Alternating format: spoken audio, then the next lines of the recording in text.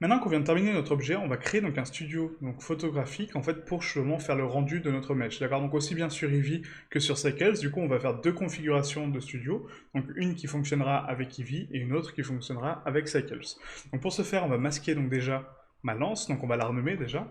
Donc lance Anubis. Voilà, donc c'est le mesh final. Hop, comme ceci. Et là, on va jouer un petit peu avec les volumétriques, voilà, essayer de créer un studio photo vraiment très sympa et que vous pouvez activer ou pas avec des fonctions activables ou pas, d'accord?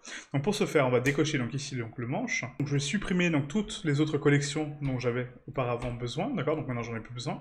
Et là, cette collection-là, on va la renommer donc lance Anubis. Hop, comme ceci. Donc là, on va créer donc une nouvelle collection donc en cliquant sur clic droit nouveau. Et là, on va créer donc une instance qui va s'appeler studio. Dans ce studio, on aura donc différents éléments. Donc on aura donc des lumières, un sol, un fond et même des volumétriques. D'accord? Donc pour ce faire, on va faire un clic droit à nouveau sur studio. On va ici créer donc volumétrique. Ensuite, un autre qui va s'appeler donc lumière. Et un autre qui va s'appeler hop, fond. Fond ou sol, ou voilà, à vous de le remettre comme vous voulez, quoi. Ok? Donc volumétrique, lumière et fond. Maintenant, pour afficher donc une texture au fond comme j'ai fait donc ici, on va activer donc la donne Easy HDRI qui est ici, rappelez-vous.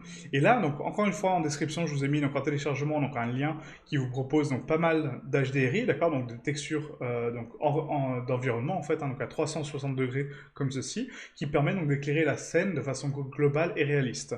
Et dans cette collection, vous allez retrouver donc l'HDRI intérieur de Studio 0.01, d'accord, donc celle-ci. Donc du coup, on va la sélectionner, cette HDR. Hop. Et là, vous voyez qu'il me l'affiche donc directement dans le fond, et du coup, je me retrouve donc avec un pseudo-éclairage de studio. Par contre, si on analyse donc le fond, il est vraiment beaucoup trop grand, d'accord, par rapport à notre objet, il est vraiment immense.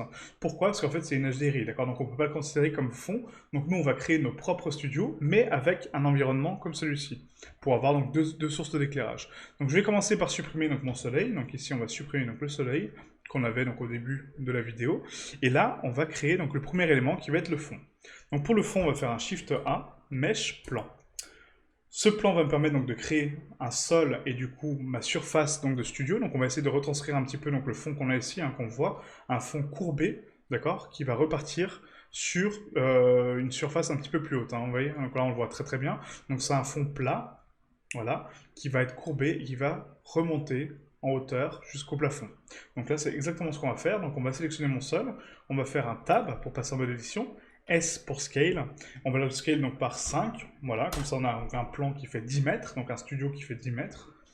On sélectionne ensuite donc l'arête du fond, comme ceci, et là je vais faire une extrusion sur Z, d'accord? Donc E pour extruder, Z pour sélectionner l'axe Z, et je tape une valeur de 10.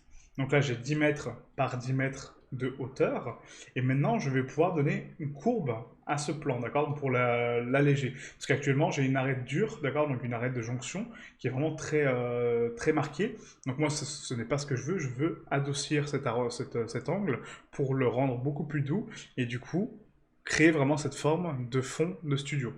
Donc pour ce faire, on sélectionne l'arête, on va faire un CTRL B, donc le bevel, et là on va augmenter la valeur. Et du coup on augmente la valeur en tirant sur la souris, et vous voyez que plus j'augmente la valeur et plus donc ça l'augmente en profondeur. Et là je peux rajouter donc des boucles d'arête, comme ceci, en augmentant donc la molette de la souris.